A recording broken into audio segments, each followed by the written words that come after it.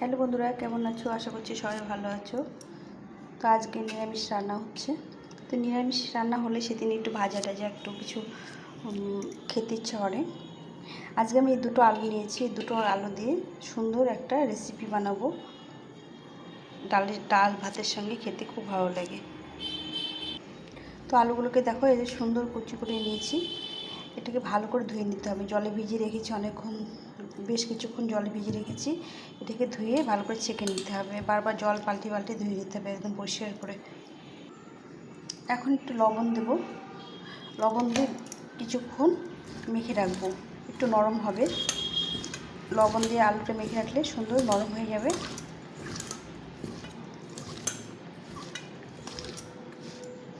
বেশ কিছুক্ষণ এইভাবে রেখে দিতে হবে, 5 মিনিট মতো রেখে দিলেই হবে। আলুটা অনেকটা নরম হয়ে গেছে, দেখো নরম হয়ে গেছে। এখন আমি এর মধ্যে দিয়ে দেবো 1 চামচ মতো বেসন। তার সাথে দিয়ে দেবো 2 চামচ মতো চালের গুঁড়ো। চালের গুঁড়ো না থাকলে তোমরা কর্নফ্লাওয়ারও দিতে পারো, কোনো অসুবিধা হবে না। এরপরে দেব হলুদ গুঁড়ো,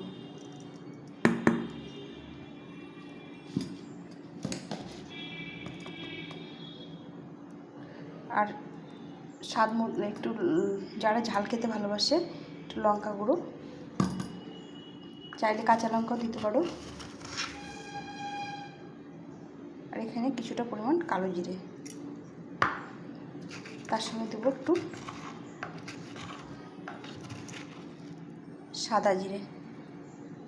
কেন, এটা নিরামিষ রান্না হবে তো। এইভাবে সব কিছুকে ভালো করে মেখে নিতে হবে। আমাকে বেসনটা আর একটু দিতে হবে। 1 চামচ দিয়েছিলাম আর 2 চামচ চালের গুঁড়ো দিয়েছি। এখানে আমি 1.5 চামচ মতো বেসন দিয়ে দিলাম। দিয়ে এই সবটাকে ভালো করে মেখে নিতে হবে। আমি এখন জল দেবো না, কেননা আলুতে জলটা জল বেরিয়েছে, সেই জলটা দিয়ে ভালো করে মেখে নেব। একটু ভালো করে অনেকক্ষণ ধরে মেখে নিতে হবে। দেখো আলুটা অনেক নরম হয়ে গেছে। আলুর মধ্যে যে জলটা ছিল, লবণ দিয়ে মেখে রাখার জন্য অনেকটা জল বেরিয়ে গেছে। আর আমি লবণ দিলাম না, কারণ লবণ দিয়েছি এর আগে মাখানোর সময়, তাই লবণটা দিলাম না। লবণটা জল মানে থেকেই গেল, জলটা আমি ফেলিনি।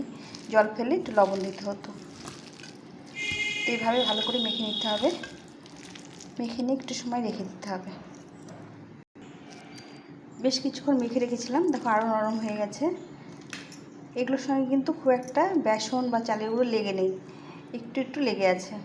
খুব বেশি বেশি দিলে ভালো লাগবে না, পরিমাণ মতো দিতে হবে যেন লেগে না থাকে। তো আমি এরকম করে একটু চ্যাপটা চ্যাপটা করে এগুলো বানিয়ে নিচ্ছি।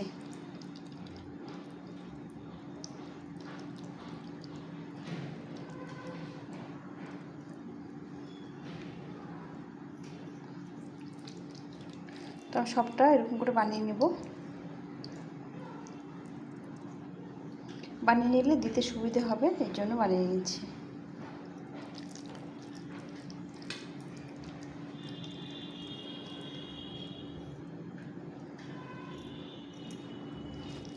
এভাবে আমি যে কটা হবে বানিয়ে নিতে হবে।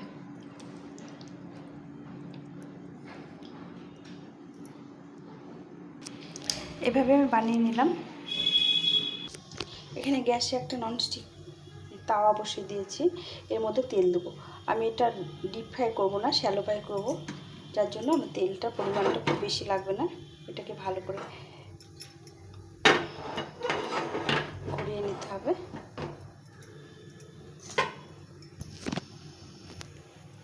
তেলটা গরম হয়ে গেছে, তেলটা এখন ছাড়তে শুরু করে দিয়েছে। এখন আমি এই যে এইভাবে করেছিলাম, এগুলো আমি আস্তে আস্তে বসিয়ে দেবো।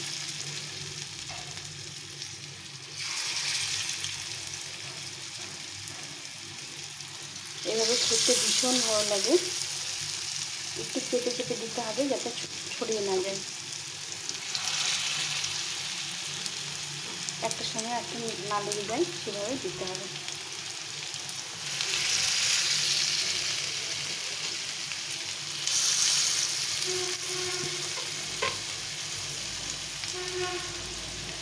আমরা যেরকম পেঁয়াজি খাই, এটা তো ছাঁকা তেলে হচ্ছে না, পাতিলে থেকে এইভাবে খেতে বেশি ভালো লাগে। আলুটা সেদ্ধ হয়ে যায়, সুন্দর লাগে খেতে।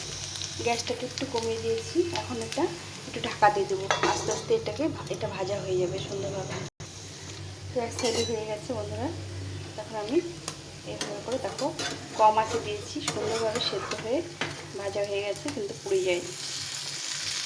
এইভাবে উল্টে পাল্টে আবার ভেজে নিতে হবে। যারা তেল খুব একটা খায় না, পছন্দ করে না, যেমন আমি খুব একটা তেল ব্যবহার করি না, যার জন্য তারা এভাবে ভেজে করে নিতে পারে, খুব ভালো লাগে খেতে। এটা বিকেলে সসের সাথে বা ডালের সঙ্গে, ডাল ভাতের সঙ্গে খেতে ভীষণ ভালো লাগে।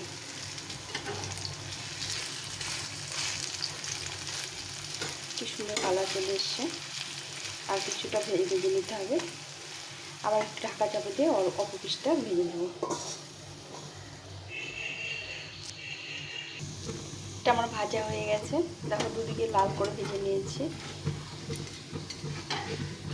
আর কতটা উপরে কুরকুরে হয়েছে, স্নি হয়েছে। দেখো অপরিষ্টারটা দেখাচ্ছি তোমাদের, অপরিষ্টার কীভাবে ভাজা হয়েছে। কতটা কম তেলে আমি এগুলো ভেজে নিলাম।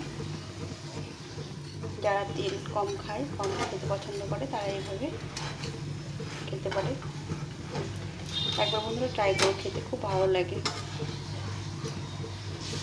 তো এখন আমি এটা উঠে নেব, উঠে নিয়ে পরিবেশন করবো।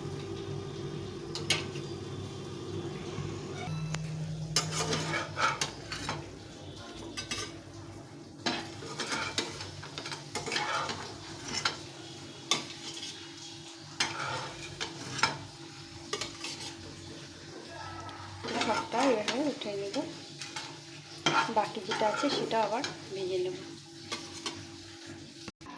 তো বন্ধুরা হয়ে গেছে আমার, দেখো এর সঙ্গে একটু লঙ্কা ভাজা, ডালের সঙ্গে খেতে ভীষণ ভালো লাগে। এটা বিকেলে সসের সঙ্গে খেতেও ভীষণ ভালো লাগে। তো আজকে আমি এরকম বানিয়ে নিলাম, তোমাদের সঙ্গে শেয়ার করলাম। তোমাদের কেমন লাগলো অবশ্যই জানিও। সম্পূর্ণ ভিডিওটা দেখার জন্য অনেক ধন্যবাদ।